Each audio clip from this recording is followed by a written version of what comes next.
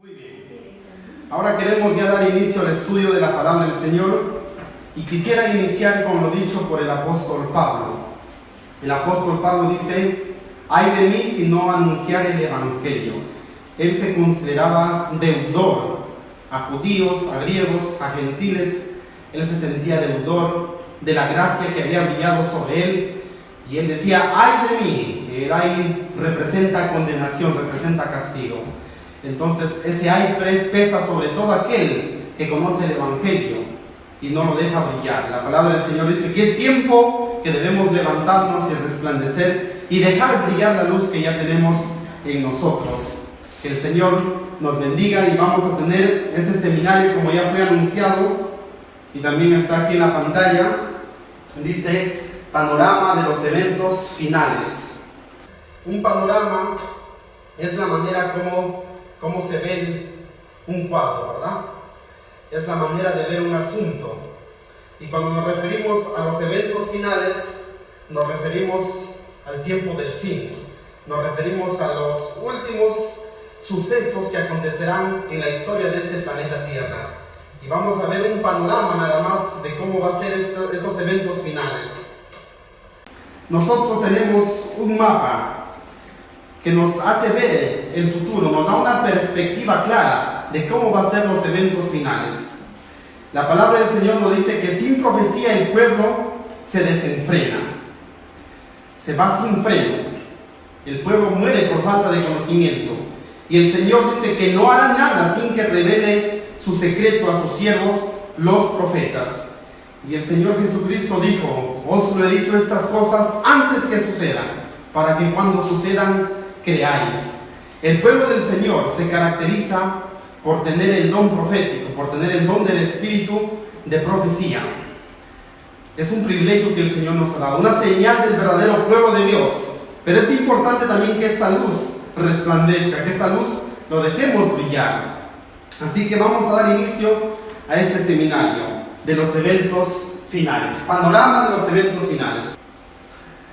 La palabra del Señor en Apocalipsis capítulo 10 versículo 6 nos dice: y juró por el que vive por los siglos de los siglos, que creó el cielo y las cosas que están en él, y la tierra y las cosas que están en ella, y el mar y las cosas que están en él, que el tiempo no sería más. Este ángel con el librito abierto no es otro ángel, no es otro ser que nuestro Señor Jesucristo, por las características, ¿verdad? Por el lino fino que se viste, representa a nuestro Señor Jesucristo. Y él dice que pone un pie en la tierra y otro pie en el mar, y jura por su Padre, por el que creó todas las cosas, que el tiempo no sería más. Esta profecía, ¿cuándo se cumple? En pleno cumplimiento. Pero este librito abierto representa a que las profecías que antes no se entendían, antes de 1798, a partir de este año, se comienzan a entender. Aquí comienza el tiempo del fin. A continuación vamos a dar unas pruebas. ¿Por qué creemos que estamos en el tiempo del fin? Entonces dice: el tiempo no será más, ya no habrá más tiempo. Está por terminarse el tiempo de gracia. También aquí se refiere a que las profecías ya no se van a basar en el tiempo, ya no habrá profecías basadas en periodos proféticos. Tiene un doble significado, pero que lo queremos aplicar en este momento a la premura del tiempo, de que el tiempo se acaba, el tiempo no sería más.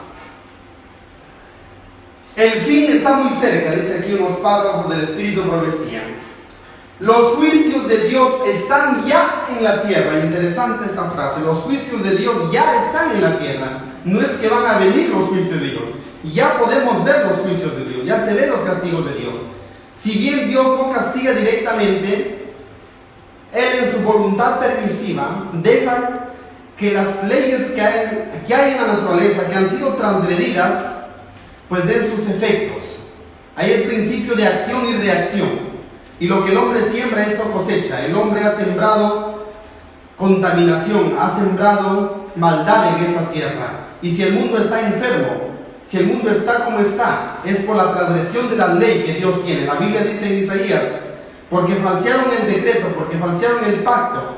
Por eso es que la tierra está enferma, por eso que hay enfermedades, por eso que hay plagas y los juicios de Dios ya lo podemos ver en la tierra. No es que todavía van a venir. Los juicios de Dios ya se ven en la tierra. Solamente que ahora son con mezcla de misericordia. Muy pronto los juicios de Dios serán sin mezcla de misericordia, cuando termine el tiempo de gracia. Las guerras y los rumores de guerras, la destrucción causada por el fuego y la inundación, dicen claramente que el tiempo de angustia que irá en aumento hasta el fin está muy cerca. No tenemos tiempo que perder.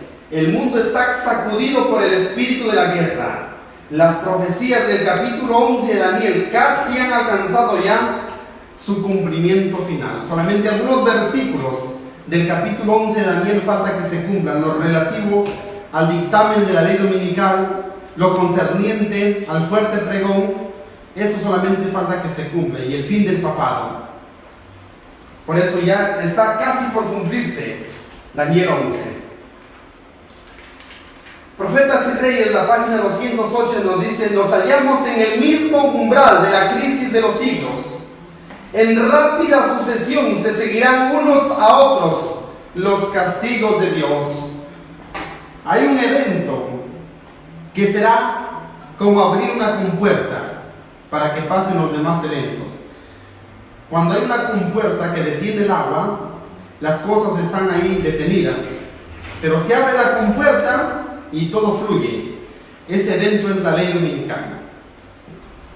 Una vez que se da la ley dominical, todos los eventos van a comenzar a fluir, como dice aquí la palabra del Señor, en rápida sucesión. Se seguirán unos a otros los eventos, será inmediato, será en paralelo, vendrán en bloque junto a los eventos. A veces pensamos que cuando se dé la ley dominical, pues tendremos mucho tiempo para prepararnos. Diremos, pues, se da la ley dominical y muchos van a decir: oh, si era cierto lo que los hermanos decían, si era cierto lo que escuché, entonces ahora me voy a preparar. Mentira, demasiado tarde. El tiempo de preparación es ahora. Cuando se da el dictamen de la ley dominical, los demás sucesos vienen ya en paralelo. Debiéramos estudiar los grandes hitos que señalan los tiempos en que vivimos. Que debemos estudiar los grandes hitos. ¿Qué son hitos? ¿Verdad? En la frontera de los países se colocan hitos que demarcan la delimitación de la frontera. Así también hay hitos que el Señor ha puesto que nos hacen ver en qué momento estamos. Son los puntos importantes de la fe. Son las doctrinas fundamentales de la verdad presente que el Señor nos ha dado para estos días, una verdad especial para estos días. Dice aquí: no estamos ahora en condición de describir con exactitud las escenas que ocurrirán en nuestro mundo en el futuro, pero sí sabemos que este es un tiempo cuando debemos velar y orar, porque el gran día del Señor está cerca. Como les digo con exactitud, el futuro no lo tenemos bien detallado, pero sí tenemos un panorama, sí tenemos una vislumbre, una idea de cómo va a ser. Y eso es lo que queremos hacer a través de este seminario.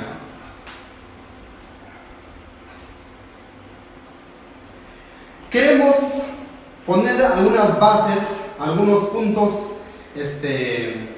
específicos a manera de introducción para nuestro seminario.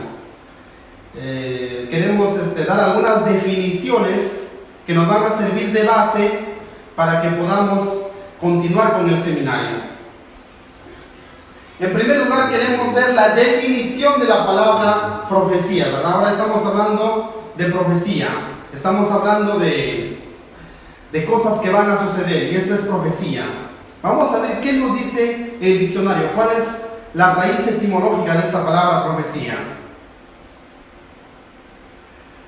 Dice que la palabra profecía, su etimología es de latín tardío profetía. De latín tardío profetía, y esta palabra latina proviene del griego propeteia. Sus componentes léxicos son el prefijo pro, que quiere decir antes, pemi, yo digo, y por último ia, que quiere decir acción, cualidad. Entonces, tres cosas: antes, yo digo, acción. Entonces, ¿qué quiere decir? yo digo una acción antes de que, Sí. antes de que suceda, ¿verdad? Esa es la etimología. Ahora, la definición semántica. La profecía es la revelación del futuro con anticipación, es decir, la historia con anticipación, mediante predicciones directas, como se dice al grano, sin rodeos, o también con simbolismos que requieren interpretación, ¿verdad? Sí, una manera simbólica. Hay varias profecías en símbolos, ¿verdad? Que requieren un sistema de interpretación, requieren métodos y requieren principios de interpretación. La profecía es el medio de comunicación de Dios para los hombres. Sabemos que antes del pecado la comunicación de Dios con Adán era directa, cara a cara, a través de los ángeles. Pero el pecado ha hecho una división. Entonces, el Señor ha utilizado a los profetas, que son los mensajeros, que fueron capacitados, que fueron inspirados para que reciban una revelación y a las veces fueron iluminados para que entiendan esta revelación y puedan compartirlo con los demás. Entonces, la profecía, dice, es el medio de comunicación de Dios para los hombres. La sierva de Dios, la profeta Elena de White, que vamos a citar mucho en este seminario, da una definición muy importante de la palabra profecía.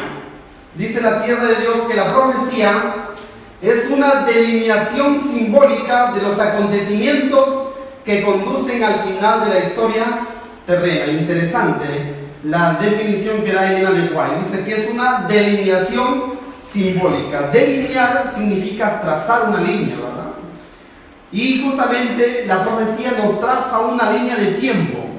Pero dice, ¿a través de qué? A través de símbolos. ¿Y qué nos traza? Los acontecimientos que conducen al final de la historia terrena. Eso es la profecía. Ahora queremos ver qué es el espíritu de profecía, porque mucho se habla.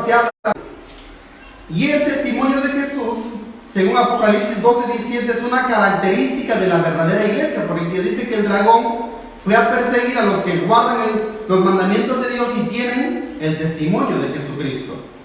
Y en Apocalipsis 19:10 nos dice que el testimonio de Jesús es el espíritu. Entender qué es el espíritu de profecía. Vamos a leer aquí un comentario. Cuando Apocalipsis 19:10 dice que el testimonio de Jesús es el espíritu de profecía, se refiere al Espíritu Santo. Jesús dice en Juan 15:26 que una de las obras del Espíritu Santo es que testificará acerca de mí. Por eso dice que es el testimonio de Jesús. El testimonio de Jesús quiere decir que alguien va a testificar, va a dar un testimonio acerca de Jesús. Y Jesús dijo cuando estuvo en esta tierra, cuando venga el Consolador, Él dará testimonio de mí, Él testificará de mí. Dice, una de las obras del Espíritu Santo es que testificará acerca de Jesucristo. Así pues, está claro que el Espíritu Santo es el testimonio de Jesús. En la Biblia también encontramos frases como espíritu de sabiduría, espíritu de poder, espíritu de ciencia, espíritu de conocimiento. Quiere decir que el Espíritu Santo da dones a la iglesia, ¿verdad? Por eso dice espíritu de sabiduría. Quiere decir que el Espíritu Santo da el don de la sabiduría, el don de la ciencia, el don del conocimiento. Sin embargo, la Biblia dice directo, espíritu de sabiduría, espíritu de conocimiento. Y cuando dice espíritu de profecía, ¿qué quiere decir con eso? Así pues, dice, está claro que el Espíritu Santo es el testimonio de Jesús, porque testifica precisamente de Cristo. Y el Espíritu Santo es también el espíritu de profecía. ¿Por qué? Porque concede el legítimo don de profecía e inspira a los verdaderos profetas para que representen consistentemente y exactamente la voluntad de Dios. Es el Espíritu Santo el agente que, según Pablo dice, reparte dones como Él quiere. Y en 1 Corintios capítulo 14, 1 Corintios capítulo 14, dice, seguid la caridad y desead los dones espirituales, mas sobre todo que profeticéis. Dice, desead los dones, hay dones espirituales. Pero dice que el don mayor es el don del don de la profecía, dice.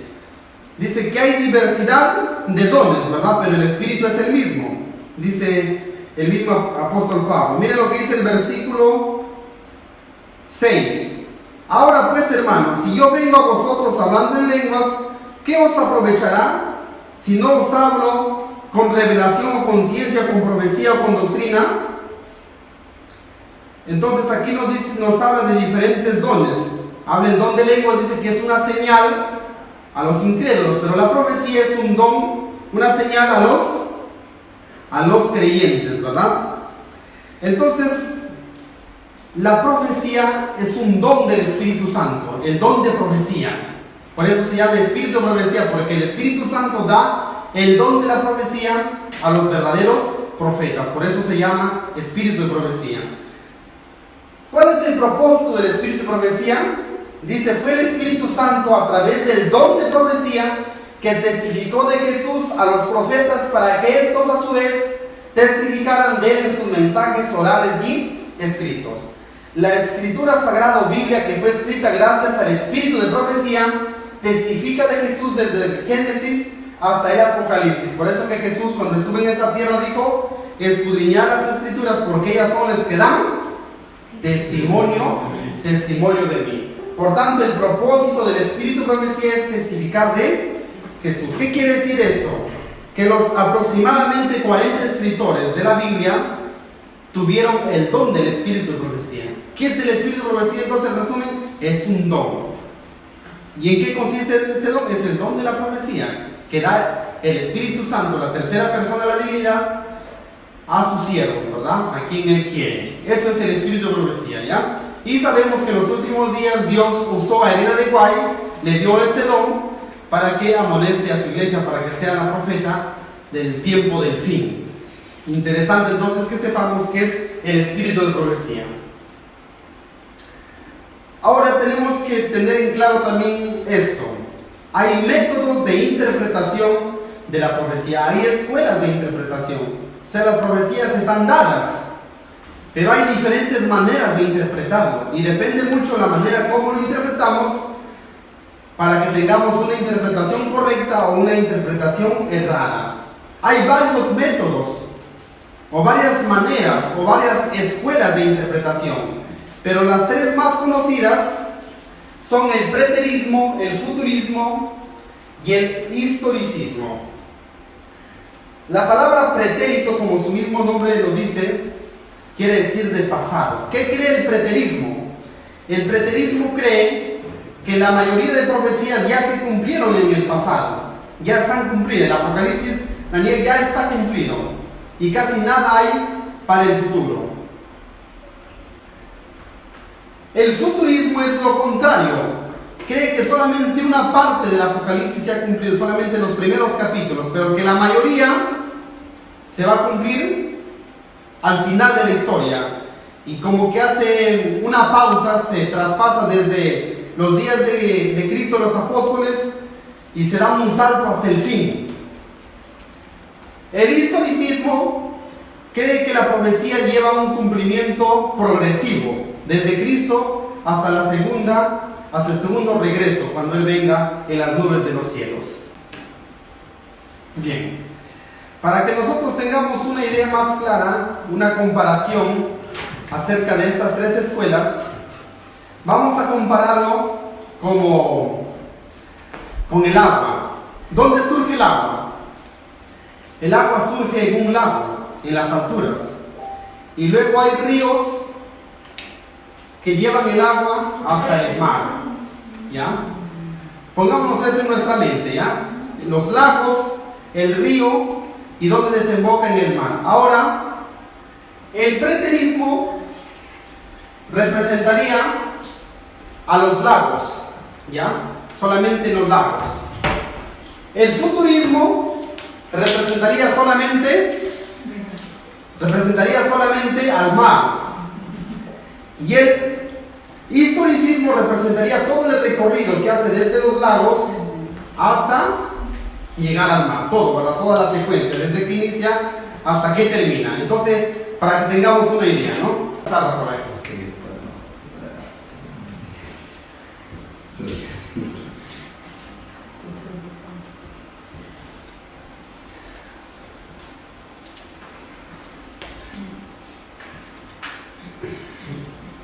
Bien, acá está lo que les decía, ¿verdad? Aquí tenemos el lago, los ríos que descienden y aquí el mar. Entonces, el preterismo lo compararíamos con el lago, porque solamente ve el inicio, ve el pasado. El futurismo lo pondríamos aquí. Solo ve el fin. El futurismo solamente ve el fin, solamente el mar, por así decirlo. En cambio, el historicismo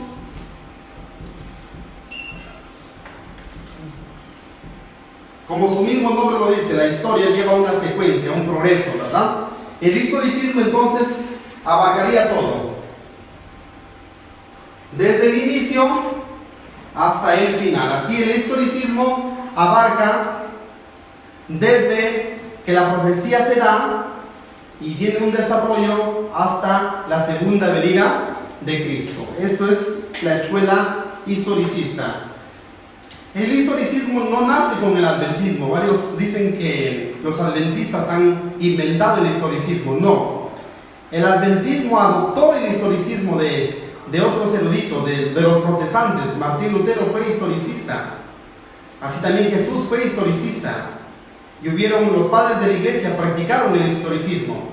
Nosotros sabemos que estas dos corrientes, tanto el preterismo como el futurismo, son la excusa del catolicismo para buscar un chivo expiatorio, para buscar otros agentes a quien pueda quitarse la culpa que él tiene y ponerlo sobre otro. ¿Cómo así? Sabemos que la profecía identifica a que, por ejemplo, el cuerno pequeño representa el papado. Entonces el papado busca quitarse ese estigma y ponerlo hacia otro. Y entonces por eso que dice que todo ya se cumplió en el pasado y todo se cumplirá en el futuro, de tal manera que el papado se lava las manos, ¿verdad? Estas corrientes preteristas y historicistas fueron creados por jesuitas, ¿verdad? Por jesuitas. Justamente surge en la contrarreforma, ¿verdad? Sabemos que surge la reforma protestante con Martín Lutero en el año 1517 y la Iglesia Católica se reúne en el Concilio de Trento para poder ver, analizar y desarrollar el contraataque de la Iglesia Católica hacia la reforma. Y eso se llama la contrarreforma, que se planifica en el Concilio de Trento. Aquí nace también la Compañía de Jesús, los jesuitas. Entonces, aquí nacen estas escuelas de interpretación falsas, ¿verdad? Preterismo y futurismo. Y eso debemos tener mucho cuidado con estas escuelas de interpretación. Entonces, eso es básico comprender al momento de interpretar las profecías.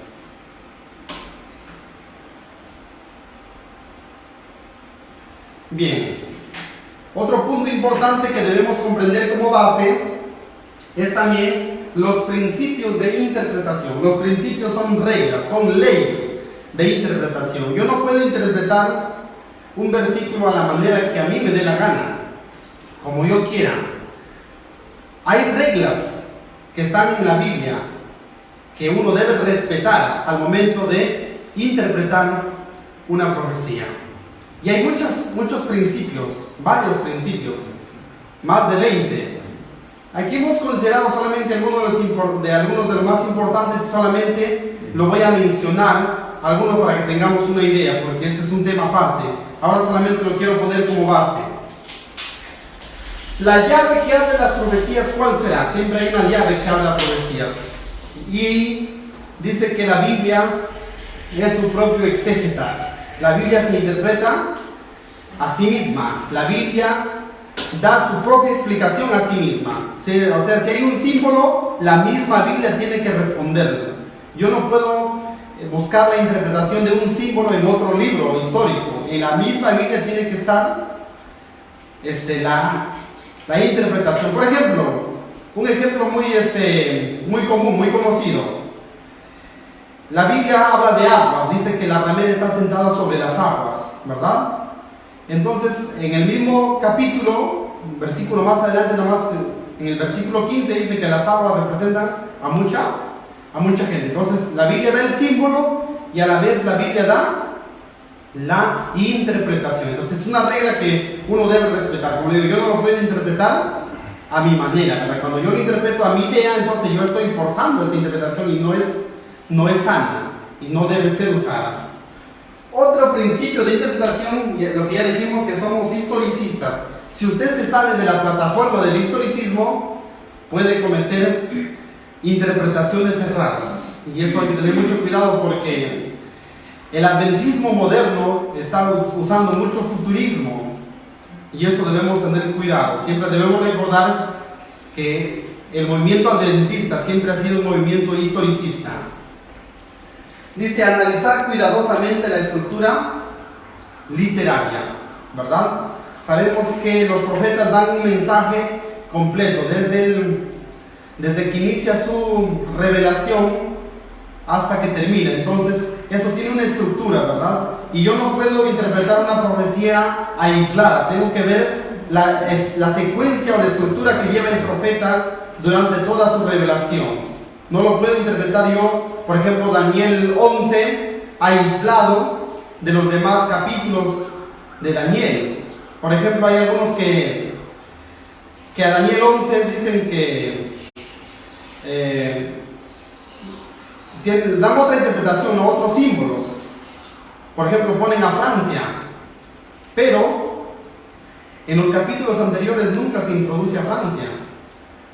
De igual manera, cuando se estudia Apocalipsis 17, algunos ponen a Siria, ponen Egipto, pero esta no está en la base de Daniel 2. Daniel 2 es la base para interpretar todas las profecías. Entonces uno tiene que respetar esas estructuras. No puede salirse de la estructura ya establecida en los profetas, que fueron Daniel y Juan. Otro principio de interpretación es el principio de lo literal y lo espiritual. Uno tiene que respetar lo que el profeta nos quiere decir. Lo literal quiere decir que se entiende tal como está escrito, y lo simbólico quiere decir que es figurativo, que nos quiere decir algo, que nos quiere decir otra cosa. Entonces uno tiene que respetar ese principio. Hay profecías literales, como por ejemplo las plagas. Las plagas son literales, pero hay profecías simbólicas. Por ejemplo, cuando la Biblia habla de la Babilonia moderna, de la ramera, es una profecía simbólica, que no es literal. Y también hay profecías que son literales y simbólicas al mismo tiempo. Por ejemplo, cuando hablamos de la sexta plaga, cuando hablamos del secamiento del río Éufrates, ¿verdad? Los reyes del oriente. Es una profecía simbólica, sin embargo está en un contexto de profecías literales. Entonces, eso es interesante que se pueda distinguir, ¿verdad?, para el momento de interpretar las profecías. Dice también la importancia del santuario en las profecías. No olvidemos que el santuario es la columna vertebral de nuestra doctrina. El santuario es el fundamento de nuestra fe, y toda nuestra doctrina gira en derredor al santuario. Si nosotros nos salimos del santuario, estamos en una interpretación errada, dejamos de ser adventistas. Si hay una profecía o si hay una doctrina que nos diferencia de las demás instituciones, es la doctrina del santuario, y eso es importante entender. Y siempre cualquier tema que nosotros prediquemos tiene que llevar relación con el santuario. En el santuario encontramos el plan de salvación desde un inicio hasta el final, hasta la consumación. Entonces hay profecía en el santuario. Por ejemplo, en el santuario está la destrucción final de Satanás después del milenio, ¿verdad? Con el macho cabrío que dedicaba a Sacén y era llevado al desierto. Es una profecía, ¿verdad?, que se va a cumplir. Entonces hay profecías en el santuario, y uno no puede interpretar una profecía en contra de la doctrina del santuario. Aprender a usar el espíritu de profecía. Ya dijimos que el espíritu de profecía es el don que da el Espíritu Santo a los profetas, y Elena de White tuvo ese don, así que a los libros de Elena de White se lo llama el espíritu de profecía. Hay algunos que a cualquier libro de teología dicen los testimonios, hay que tener cuidado. U otros, cuando leen el libro de Urias Smith, que él fue un teólogo adventista, un erudito, él escribió 2 tomos, ¿verdad?, Daniel y Apocalipsis. Y varios dicen los testimonios de Daniel y Apocalipsis, y eso es errado, porque no son testimonios. Ya solamente lo que escribió Elena de White es el espíritu de profecía y nosotros debemos saber usarlo, ¿ya? No olvidemos que el espíritu de profecía es el ente de aumento que se nos da para poder entender mejor la Biblia. Si es que estudiáramos, dice, diligentemente la Biblia, no necesitaríamos del espíritu de profecía. Pero por cuanto somos perezosos, entonces se nos ha dado una ayuda que es el espíritu de profecía y debemos saber usarlo, debemos estudiarlo. Ahora hay facilidades, tenemos la biblioteca electrónica, tenemos la aplicación en el celular que usted puede buscar un párrafo, puede buscar la interpretación de una profecía a través de un clic. Es sencillo hoy en día. Entonces, eso es interesante que podamos utilizar. Y por último dice la exposición profética. Cuando hablamos de la exposición profética nos referimos a que hay profecías que son trascendentales, que son muy importantes debido a muerte, y hay profecías que son importantes, sí, pero que no tienen interés salvífico, no tienen importancia salvífica. Hay muchos hermanos que se deleitan en el estudio y en la exposición de profecías que no tienen relevancia, y se arman debates, peleas por las redes sociales en profecías que realmente no tienen una importancia trascendental. Entonces, cuando hablemos de exposición profética, hacer énfasis en las profecías que tienen interés o que tienen importancia para nuestro bienestar eterno. Son algunos métodos, algunas reglas o principios de interpretación profética. Bien, ahora vamos a entrar a lo que es escatología. Este seminario se va a tratar de escatología. ¿Qué es escatología? La palabra escatología etimológicamente deriva del griego eschatos, que significa último. Y sabemos que el logo significa estudio. Por lo tanto, escatología, dice, es un término que se refiere al estudio de los últimos sucesos. El estudio de los últimos sucesos. Ahora, ¿qué diferencia hay entre profecía y escatología? ¿O es lo mismo? ¿Es lo mismo profecía y escatología o hay una diferencia? Sí hay una diferencia. Y tenemos aquí una línea de tiempo. Nos ubicamos aquí en Adán, cuando Adán cae en pecado, y aquí está la tercera venida de Cristo.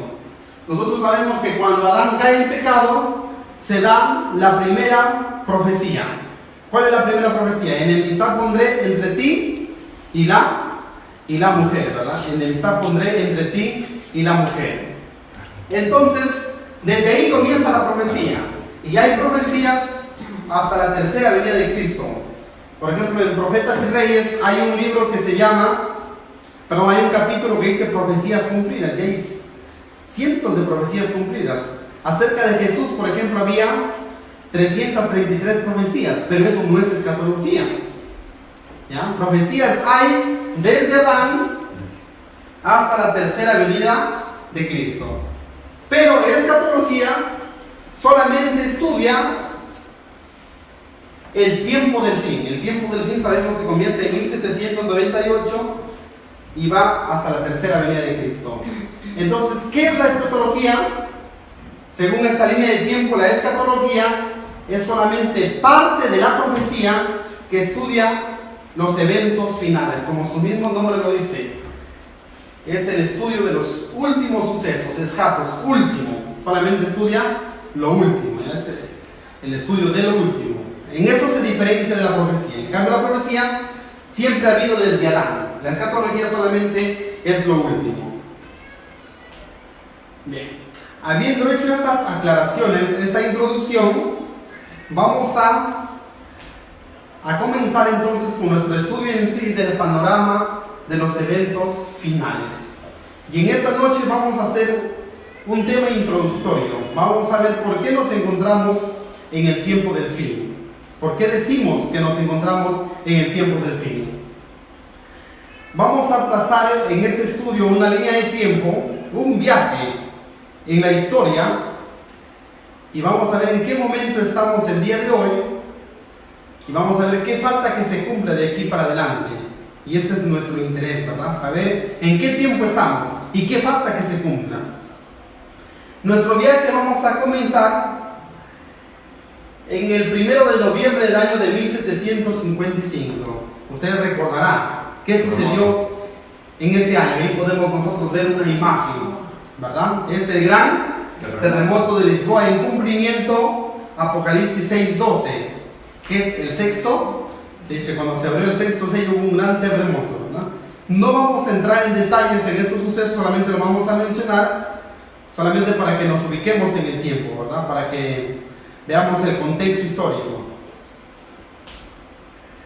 Seguimos en nuestro viaje, llegamos al 19 de mayo del año de 1780, y en ese día se dio la segunda señal del sexto sello, que es el oscurecimiento del sol, ¿verdad? El sol se oscureció en el estado de Nueva Inglaterra, ¿verdad? En Estados Unidos. Y en ese mismo día por la noche, del 19 al 20 de mayo, la luna se volvió roja como sangre, también en cumplimiento al sexto sello, Apocalipsis 6:12. Llegamos más adelante al año 1789, en adelante, el inicio de la Revolución Francesa, ¿verdad? Y eso entra en la profecía, porque la Biblia habla en Apocalipsis 11, ¿verdad? De una bestia que sube del abismo, que iba a hacer guerra a los dos testigos, ¿verdad? Que sabemos que es el Antiguo y el Nuevo Testamento. Entonces se cumplió con la Revolución Francesa, la Francia atea, ¿verdad? Que quemó la Biblia. Pero esto dice, dos testigos resucitaron, ¿no? Solamente lo mencionamos, ¿ya? Para ubicarnos en la línea de tiempo. Y ahora sí llegamos al año de 1798, ¿verdad? El año de 1798.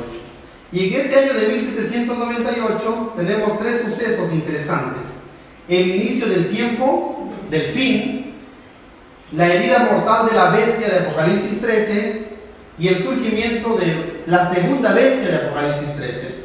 Solamente queremos tocar este primer evento, el tiempo del fin. ¿Por qué se dice que 1798 es el inicio del tiempo del fin? Eso queremos ver en esta noche para poder estar fundamentados. ¿Por qué creemos que aquí comienza el tiempo del fin?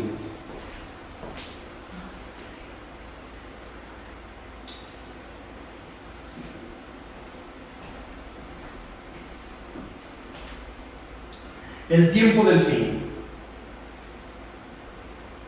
Vamos a hacerlo en base a a Daniel capítulo 12. Pero tú, Daniel, cierra las palabras y sella el libro hasta el tiempo del fin. Muchos correrán de aquí para allá y la ciencia se aumentará. ¿Dónde está ese versículo? En Daniel 12:4, ¿verdad? Pero tú, Daniel, dice, cierra las palabras y sella el libro. ¿Hasta cuándo dice que iba a estar cerrado y sellado el libro? Hasta el tiempo del fin. ¿Qué iba a pasar en el tiempo del fin? Muchos correrán de aquí para allá y la ciencia aumentará. Acá tenemos dos señales de que iban a demostrar que empiezan el tiempo del fin. Muchos correrán de aquí para allá y el otro el aumento de la ciencia, dice, ¿verdad? Y el aumento de la ciencia está relacionado según el contexto ¿a qué? Al libro, porque dice el conocimiento del libro iba a estar ¿qué cosa? Cerrado, iba a estar sellado. Ciencia es conocimiento. Dice que en el tiempo del fin la ciencia aumentará. ¿Qué ciencia? La ciencia de la interpretación del libro que se sella. ¿Y qué libro es el que se sella? El libro de Daniel. Específicamente la parte de la profecía que no se había comprendido, ¿verdad? Relacionado a los eventos finales. Sabemos que Daniel, hay un momento que él se preocupa, hasta se enferma, ¿no? Entonces el ángel dice, pero tú no tienes razón por la cual enfermarte, porque las profecías que se están dando no es para tu tiempo, es para muchos días, para el tiempo del fin, se le dice. Según Daniel 8:17, es para el tiempo del fin, le dice.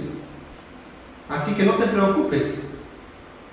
Entonces, Daniel quería entenderlo, hasta se enfermó, pero le dice el ángel, séllalo, porque eso no es necesario que tú lo entiendas, porque no es para tu tiempo, es para el tiempo del fin. Y dice que en el tiempo del fin la ciencia iba a aumentar, o sea que este libro iba a poder ser entendido, ¿verdad? La parte que no se había entendido.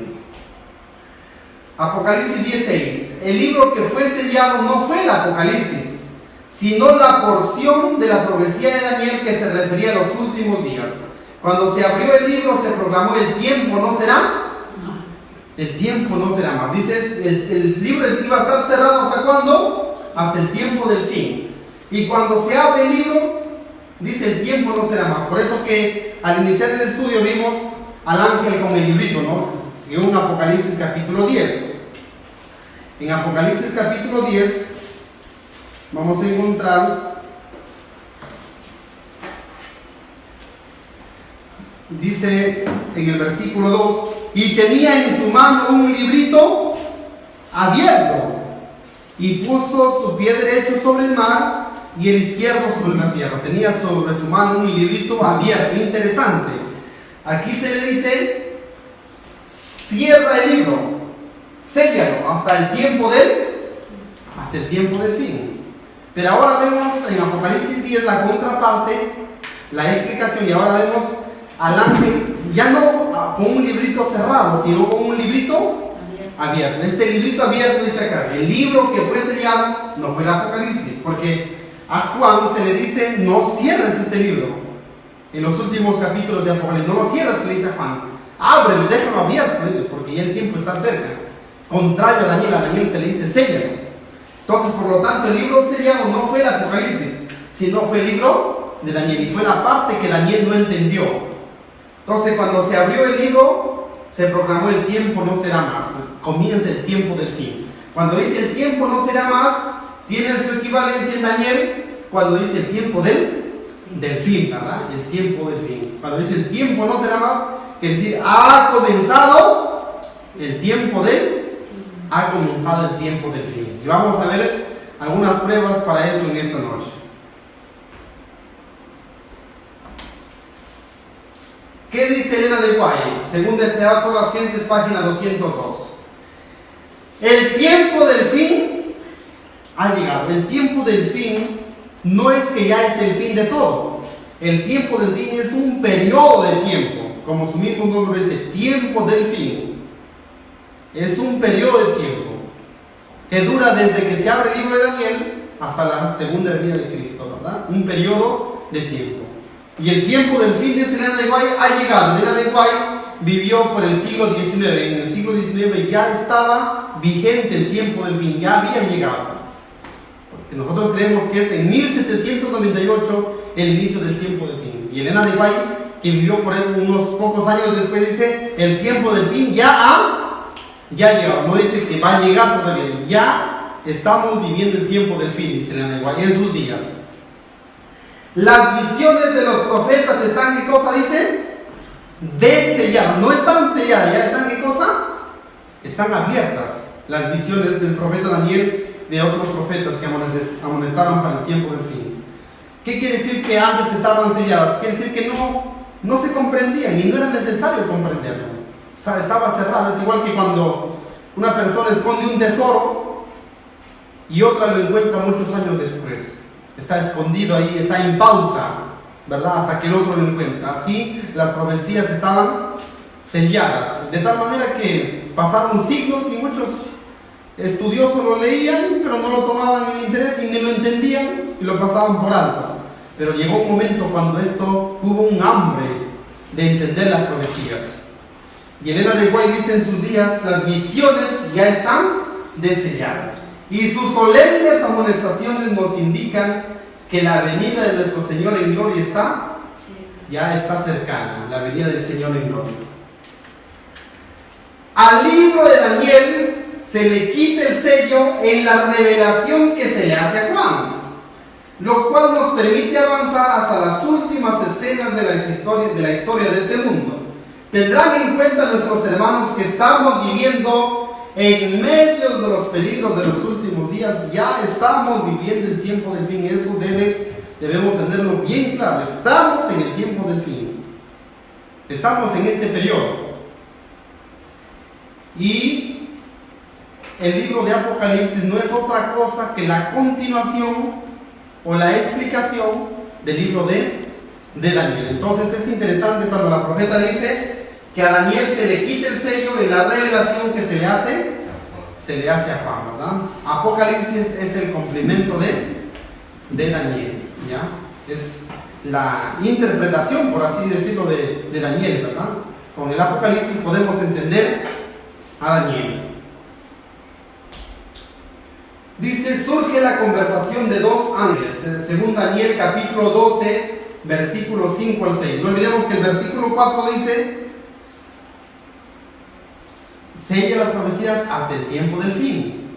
En el tiempo del fin, muchos correrán de aquí para allá y la ciencia aumentará. Ahora a continuación nada más, versículos 5 y 6. Y yo Daniel miré, y aquí que otros dos estaban en pie, el uno a este lado del río y el otro al otro lado del río. Y dijo uno al varón vestido de lino, este varón vestido de lino es el mismo varón de Apocalipsis 10 que viene con el librito abierto, no es otro, es el mismo Señor Jesucristo. El lino dice que utilizaban los sumos sacerdotes. Y sabemos que nuestro sumo sacerdote representa ¿a quién? Al Señor Jesucristo, ¿verdad? Él es el sumo sacerdote del nuevo pacto. Por eso, por la vestimenta se identifica que es Jesucristo. Y Elena de Valle nos confirma eso. Y dijo uno al varón vestido de lino, que estaba sobre las aguas del río, ¿cuándo será el fin de estas maravillas? Interesante esa frase, grabemos esa frase. ¿Cuándo será el fin de estas maravillas? ¿Qué quiere decir con esto el ángel? ¿Qué pregunta le está haciendo? Según Daniel capítulo 12, versículo 5.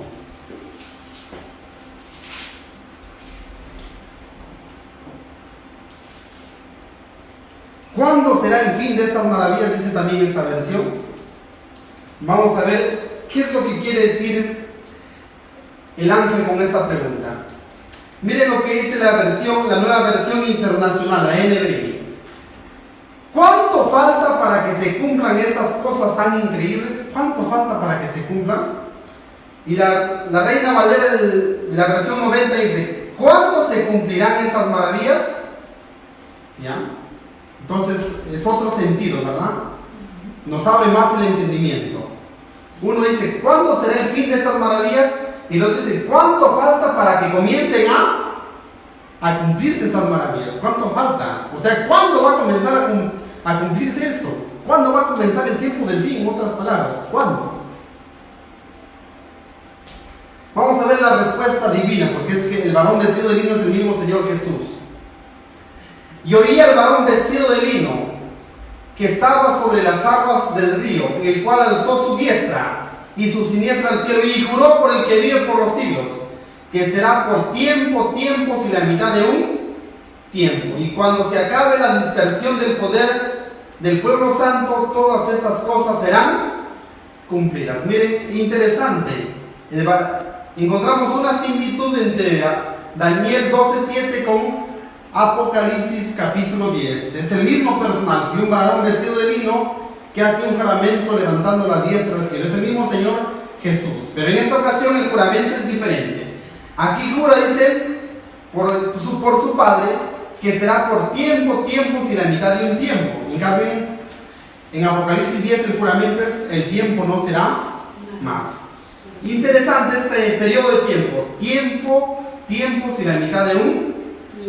Y dice, y cuando se acabe la dispersión del poder del pueblo santo, todas estas cosas serán cumplidas. Vamos a ver ahora su interpretación. Esta respuesta nos lleva, dice, retrospectivamente a Daniel. En Daniel capítulo 7, versículo 24 a 25, encontramos la obra del cuerno pequeño, que es el papado. Iba a tener un periodo de tiempo, ¿verdad? Dice, se describe que el tiempo de la supremacía papal duró tiempos y medio tiempo, que sería igual a 1260 años literales. Eso ya lo sabemos, ¿verdad? Dice tiempos. Cuando dice tiempo es un tiempo. Dice tiempos. Ahora la pregunta es, ¿por qué no decimos 3? ¿Y por qué sí decimos 2?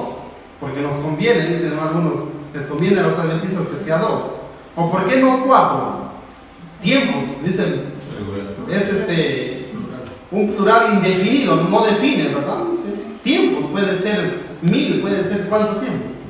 Sin embargo, dice que era un método de escribir de los hebreos, que cuando ellos querían decir 2, dice que lo decían de una manera directa, se sobreentendía, tiempos. Ahora, si ellos hubiesen querido decir más, si hubiesen dicho 3 tiempos, lo hubiesen definido, pero cuando era indefinido se sobreentendía que era 2 tiempos. Eso dice Urias Smith, ¿verdad? Entonces, tiempo, 2 tiempos y medio tiempo. Tenemos 3 tiempos y medio. Ahora, ¿de dónde sacamos que un tiempo equivale a un año? En Daniel capítulo 4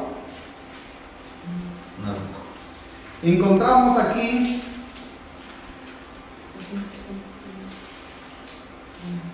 en el versículo 32, Nabucodonosor se enaltece contra Dios y sabemos que se convierte como bestia durante 7 tiempos. Y de entre los hombres te echarán, y con las bestias del campo será tu morada, y como los bueyes te apacentarán, y 7 tiempos pasarán sobre ti, hasta que reconozcas que el Altísimo señorea en el reino de los hombres, y que a quien Él quiere, lo da.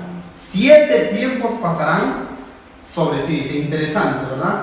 Ahora, si usted va a Profetas y Reyes, el Espíritu Profecía, dice que ya la historia también, a la historia secular, dice que Nabucodonosor estuvo en ese estado durante 7 años. ¿Ya? Elena de White lo confirma. Esos tiempos equivalen a años. 7 tiempos son 7 años. Entonces, y es el mismo autor, ¿no? Daniel es el mismo autor, entonces él mismo se interpreta a sí mismo. Entonces, tiempos y medio tiempo son 3 años. 3 años y medio, ¿verdad? Interesante. Entonces, ahora hay otra cosa. ¿Cómo sabemos que en la profecía un mes equivale a 30 días? ¿Cómo se deduce esto? Génesis capítulo 7 dice en el versículo 6: era Noé de 600 años cuando el diluvio de las aguas vino sobre la tierra. ¿Cuántos años tenía Noé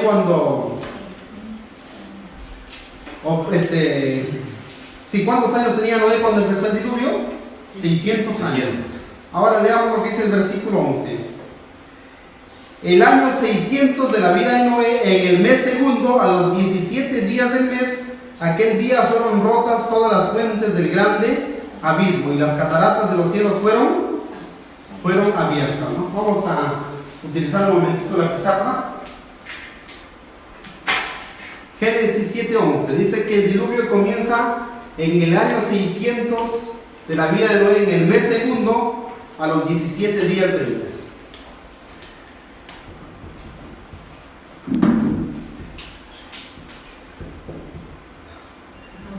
En el año 600, en el mes segundo, ¿en qué día? En el día 17. ¿Y qué cosa pasa? En el año, ¿verdad? Muy bien, ahí empieza, ¿qué cosa? Ahí empieza el diluvio. Ahora les invito a que nos ubiquemos en el capítulo 8, por favor. En el versículo 4. Dice: y reposó el arca en el mes séptimo, a los 17 días del mes, sobre el monte, los montes de Ararat, ¿verdad? Entonces, ¿cuánto reposó el arca? Dice, en el mes séptimo, en el día 17. La pregunta es, ¿cuántos meses habían pasado desde que empezó el diluvio hasta que reposó el arca? 5. ¿Cuántos? 5 meses. 5 meses, ¿verdad? Habían pasado 5 meses. Bien. Y ahora vamos a leer otro versículo y vamos a ver que esos 5 meses, la Biblia dice que fueron 150 días. Versículo 24 del capítulo 7. Capítulo 7, versículo 24. Y prevalecieron las aguas sobre la tierra 150 150 días. Entonces los 150 días que prevalecieron las aguas hasta que el arca, dice, descanse, hasta el descanso del arca en el monte Arad, pasaron 5 meses, que son 150 días. Ahora si dividimos 150 entre 5 meses, encontramos a qué cosa? 3 meses. Son 30 días. 30 días, ¿verdad? Que un mes es igual a 30 días. A 30 días, ¿verdad? Que un mes es igual a 30 días, ¿verdad? 150 entre 5, 30, ¿verdad? Un mes equivale a 30 días. Bien.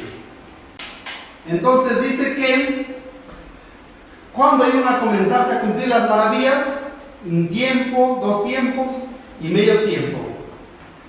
Ya dijimos que un tiempo equivale a un año, basado en qué? En la locura de Nabucodonosor. Él estuvo loco por 7 tiempos, que son 7 años, ¿verdad? Entonces tenemos aquí un tiempo, 2 tiempos y medio tiempo, ¿verdad? Que vendría a ser 3 años, 3 años y medio, ¿verdad? Un tiempo entonces equivale a un año, ¿verdad? Y un año equivale a 12 meses. A 12 meses, que vienen a ser 360 días, ¿verdad? Porque ya dijimos que el mes equivale a 30 días.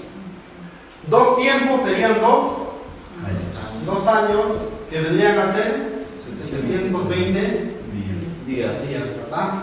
Y medio tiempo, que sería medio año, que sería igual a 180 días. A 180 días, la mitad de 360. Entonces, sumando estos 3 periodos, nos lleva a 1260 días. Bien, ahora esto es en Daniel 7. Ahora, si usted lee Apocalipsis 13:5, dice que son 42 meses. 42 meses, ¿verdad? Y es lo mismo, si usted saca 3 años y medio, en 3 años usted tiene 3 por 12, 36 meses, más medio año, más 6 meses, son 42 meses, es lo mismo, ¿verdad? Y ahora, es el mismo periodo entonces, los 42 meses, con los 3 años y medio es lo mismo. Ahora en Apocalipsis 12:6 lo dice directo, dice que la mujer huye al desierto, donde Dios los sustenta por 1260 días. Entonces, es el mismo periodo. Los 3 años y medio, o los 3 tiempos y medio, 42 meses, o 1260 días, es el mismo periodo, 1260 días. Ahora bien, si nosotros vamos a la profecía en Números capítulo 14,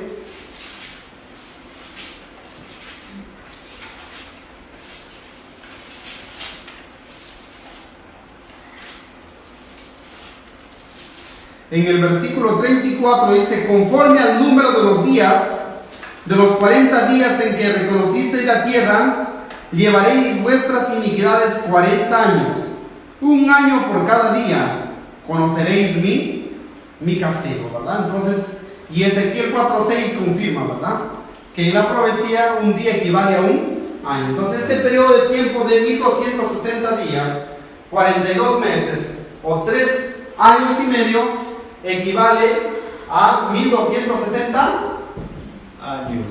1260 años, ¿verdad? 1260 días equivalen a 1260 años, ¿verdad? Entonces, el ángel le pregunta a Jesús: ¿cuándo van a comenzar a cumplirse estas maravillas? Entonces Jesús contesta, dice: por tiempo, 2 tiempos y medio tiempo, que vienen a ser los 1260 años literales. Ahora, nosotros sabemos que la supremacía papal comenzó en el año 538. En sí dice que en el año 533 se da el edicto de Justiniano, ¿verdad? Faltaba la autoridad. No olvidemos por ejemplo, que hoy en día hay una crisis en Medio Oriente, ¿verdad? Jerusalén es una ciudad que es pretendida por 3 religiones: el judaísmo, el cristianismo y el islamismo. Entonces, no olvidemos lo que hizo Trump. ¿Qué hizo Donald Trump? Donald Trump dice que dio un edicto que reconoce a Jerusalén como la capital de Israel, ¿verdad? Como la capital del cristianismo. Interesante. Entonces, es importante los edictos políticos. De igual manera, en la Edad Media el obispo de Roma había comenzado a ganar supremacía, había comenzado a tener importancia, pero faltaba un edicto que le dé la autoridad, y justamente ese edicto llega en el año 533 por Justiniano. Justiniano es un personaje importante en la historia, especialmente en el derecho. Los que estudian derecho en la universidad estudian el código de Justiniano. Justiniano codificó las leyes, y una de esas leyes era que el obispo de Roma era la cabeza de todas las iglesias, y entonces eso le dio la autoridad al papado, la autoridad civil, pero no lo pudo ejercer hasta el año 538, cuando se derrotó se le dio el golpe mortal al último de sus enemigos, los ostrogodos, ¿verdad? Interesante. Entonces el 538 es el comienzo de la soberanía papal. Un repaso mientras las máquinas se van poniendo en onda. Vamos recordando entonces que estamos en el tiempo del fin. ¿Por qué? Porque la profecía decía que el libro de Daniel iba a estar sellado hasta el tiempo del fin. En el tiempo del fin, dice, muchos correrán de aquí para allá y la ciencia iba a aumentar, ¿verdad? Entonces vimos que en Apocalipsis 10 hay un ángel que viene con un librito abierto, y ese ángel no es otro que nuestro Señor Jesucristo, ¿verdad? No es otro que nuestro Señor Jesucristo. Y el librito que trae ya no está sellado, el librito está, ¿cómo está ese librito? Abierto, ¿verdad? Entonces ese librito abierto representa la porción de Daniel que no había sido entendida en los días del profeta Daniel. Entonces surge una conversación en Daniel capítulo 12, versículo 5. Un ángel le pregunta a Jesús, que es el varón vestido de lino,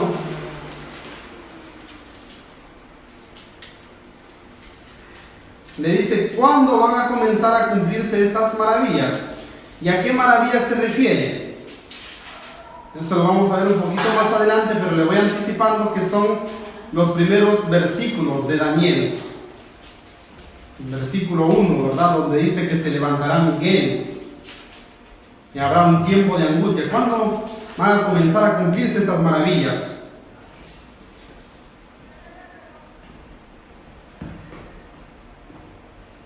Y yo, Daniel, miré, y aquí otros dos que estaban en pie, el uno a este lado del río y el otro al otro lado del río. Y dijo uno al varón vestido de lino, que estaba sobre las aguas del río: ¿cuándo será el fin de estas maravillas? ¿Cuándo comenzarán a cumplirse estas maravillas? Eso es lo que le quiso decir, ¿verdad? Entonces esto habría de cumplirse, dice según el Señor Jesucristo en el versículo 7. Y oí al varón vestido de lino que estaba sobre las aguas del río, el cual alzó su mano a la derecha y su mano izquierda al cielo, y juró por aquel que vive por siempre, que será por tiempos y la mitad de un tiempo. Y cuando acabe él de dispersar el poder del pueblo santo, todas estas cosas serán cumplidas. Entonces, ¿cuándo van a comenzar a cumplirse estas maravillas? ¿Cuándo será el tiempo del fin? Tiempos y medio tiempo. Ya vimos que este periodo de 3 años y medio equivale a 1260 días. Y los 1260 días equivalen a 1260 años. ¿Por qué dijimos que un tiempo equivale a un año? Basado en la locura de Nabucodonosor. Él estuvo loco por el espacio de 7 años. Y la Biblia dice 7 tiempos. Y es el mismo autor, Daniel, quien en el capítulo 4 utiliza este término de tiempos para referirse a años. Ahora en el capítulo 7 y en el capítulo 12 equivale a lo mismo. Ya son 3 años y medio. Ahora ya vimos que un mes en la Biblia equivale a 30 días, ¿verdad? Proféticamente hablando, porque los meses judíos no eran exactos, ¿verdad? Se basaban en el movimiento de la luna. Algunos meses traía 28, 28 días, a veces 29, de acuerdo al movimiento de la luna. Pero para estudiar la profecía es exacto, ¿verdad? El mes equivale a 30 días. Bien, y ya vimos también en la Biblia, según Números 14:34 y según Ezequiel 4:6, que un día equivale a un año en la profecía. Entonces es un periodo de 1260 años. Ese periodo entonces comienza en el año 538 con la supremacía papal, con el edicto de Justiniano. Ahí comienza el Papa Virgilio III a gobernar. Este periodo nos lleva al año de 1798. Dura los 1260 años, y durante este periodo iba a haber la persecución de los santos, porque el versículo 7, la última parte, dice: y cuando acabe la dispersión del pueblo santo, todas estas cosas serán cumplidas. Cuando acabe la dispersión. Y nosotros sabemos que durante este periodo hubo una persecución fatal para el pueblo de Dios. En cuanto a tiempo, fue la persecución más grande, ¿verdad? Es más, los días tuvieron que ser acortados porque fue una persecución muy grande, ¿verdad? Del papado hacia la iglesia que estaba en el desierto. Los cátaros, los valdenses, los hugonotes fueron perseguidos, los valdenses, luego los protestantes fueron quemados, muchos en la hoguera, con espada, con despojo, fueron martirizados. Un aproximado de 55 millones de cristianos, aunque Elena de White dice: nunca se sabrá la cifra exacta hasta el día del juicio final. Muchos murieron. Entonces dice que los santos iban a ser dispersados. Cuando termine, dice, la dispersión de los santos, estas cosas comenzarían a cumplirse. El poder de los santos es dispersado en este periodo de 1260 años. Continúe. En el año 1798 entonces comienza el tiempo del fin, el libro de Daniel es sellado y iba a aumentar la ciencia y las maravillas comenzaban a cumplirse, ¿verdad? ¿Cuándo comenzarán a cumplirse estas maravillas? Estas maravillas comienzan a cumplirse, o el tiempo del fin inicia en 1798. Continúe, por favor, más adelante. Acontecimientos previos al tiempo del fin. Ya lo estudiamos esto, dijimos que el sol y la luna, iba a haber señales en el sol y la luna, ¿verdad? El sol se iba a oscurecer y la luna se iba a enrojecer. Miren lo que dice Mateo 24:29. E inmediatamente después de la tribulación de aquellos días, el sol se oscurecerá y la luna no dará su resplandor y las estrellas caerán del cielo. Inmediatamente después de la tribulación de aquellos días. ¿A qué tribulación se refiere? A esa tribulación grande de la Edad Media, ¿verdad? Y inmediatamente después, dice, de eso, ¿qué iba a pasar? Iban a venir estas señales, ¿verdad? Dice que el sol se iba a oscurecer, la luna no iba a dar su resplandor porque se vuelve roja como sangre y las estrellas caerán del.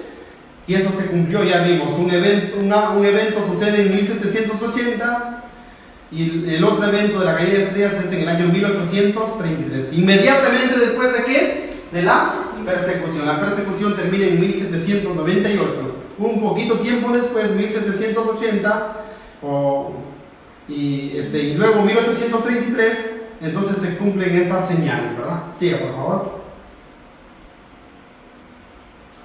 Aquí hay tres detalles que debemos destacar. La gran tribulación de aquellos días en la cual el pueblo de Dios fue perseguido. ¿A cuál persecución se refiere? A la persecución de la Edad Media. Aquellos días de tribulación y persecución fueron, ¿qué dice? Acortados. ¿Por causa de quién? Por causa de los escogidos. Los 1260 días o años terminaron en 1798.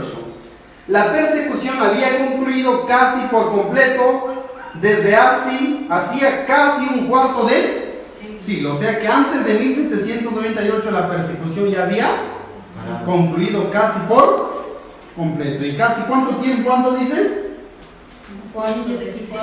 Casi un cuarto de siglo. Yo les pregunto, ¿cuánto es un cuarto de siglo? 25. Pero dice, no dice un cuarto de siglo, dice casi un cuarto. Casi un cuarto de siglo. Un cuarto de siglo son 25 años. Dice que la persecución había concluido casi un cuarto de siglo antes, o sea, casi 25 años antes. Siga, por favor, más adelante. Dice, restamos 1798 menos 22 años, nos lleva al año 1776. ¿Qué sucedió en ese año? El 4 de julio de 1776 los Estados Unidos se independizan de Inglaterra con 13 colonias, ¿verdad? Y luego también viene la declaración de independencia de los Estados Unidos, el 4 de julio, ¿verdad? Entonces, por esos años, Estados Unidos se declara un país libre y nace bajo dos principios: el principio de libertad religiosa. Entonces, como había libertad, dice que los migrantes comenzaron a llegar a montones de Europa porque eran perseguidos ahí en Europa. Entonces venían a la tierra de libertad y eso repercutió en la persecución. ¿Por qué? Porque en Europa se quedaban sin criados. ¿Quién iba a hacer su trabajo? Entonces los reyes comenzaron a tomar medidas, comenzaron a parar la persecución, o si no toda la gente se iba a ir a ¿dónde? A Europa. Dice ahí, los gobernantes de Europa vieron a sus súbditos más concienzudos abandonarlos para irse a América y vieron que era necesaria la tolerancia para retenerlos. El primer gobernante de influencia que obró en este sentido fue María Teresa, emperatriz de Austria, quien en 1776 abolió la tortura en sus estados hereditarios. Entonces la persecución terminó. Dice, los días se acortaron, los días de la persecución, ¿verdad? Continúe, por favor.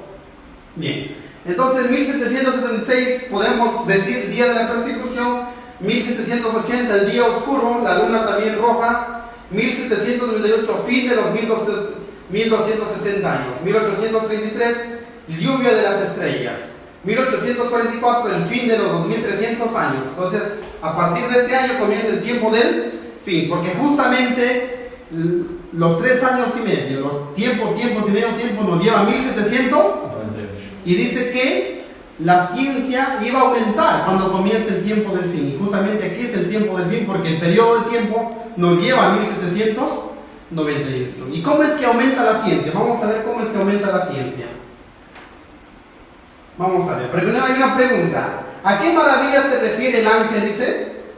Las maravillas a las cuales se refiere el ángel en su pregunta son los eventos del fin, descritos directo e indirectamente en los versículos 1 al 4. Como les dije, cuando dice que Miguel se levanta, ¿verdad? Y hay un tiempo de angustia. Estos versículos nos presentan algunos eventos que ocurrirán durante el tiempo del fin y al final del tiempo del fin, ¿verdad? Sabemos que cuando Jesús deje interceder, se cumplirán estas señales, ¿verdad? Y está muy pronto por cumplirse, porque ya el tiempo del fin ha llegado. En aquel tiempo se levantará Miguel. Cristo deja de interceder. Cuando Él se sienta, comienza a interceder, pero cuando se levanta, deja de interceder. Será tiempo de angustia, la gran angustia que nunca ha habido, la gran tribulación y también el tiempo de angustia de Jacob. Será libertado tu pueblo, la liberación con la segunda venida de Cristo. Y muchos de los que duermen serán, dice, despertados, unos para vida eterna y otros para vergüenza y confusión perpetua. La resurrección especial. Eso sucederá al fin del tiempo del fin. Continúe, por favor. Eventos durante el tiempo del fin. Los entendidos resplandecerán como el resplandor del firmamento, y los que enseñan la justicia a la multitud como las estrellas a perpetua eternidad. Muchos correrán de aquí para allá y la ciencia aumentará. Dice que iba a haber entendidos en el tiempo del fin. Iban a entender qué cosa. Justamente lo que había sido sellado. Eso sí va a entender. Muchos correrán de aquí para allá y la ciencia se aumentará. Continúe, por favor. Dice, la ciencia aumenta en dos direcciones, ¿verdad? La ciencia secular, pero también la ciencia bíblica. Y un cumplimiento más exacto de la profecía de la ciencia bíblica.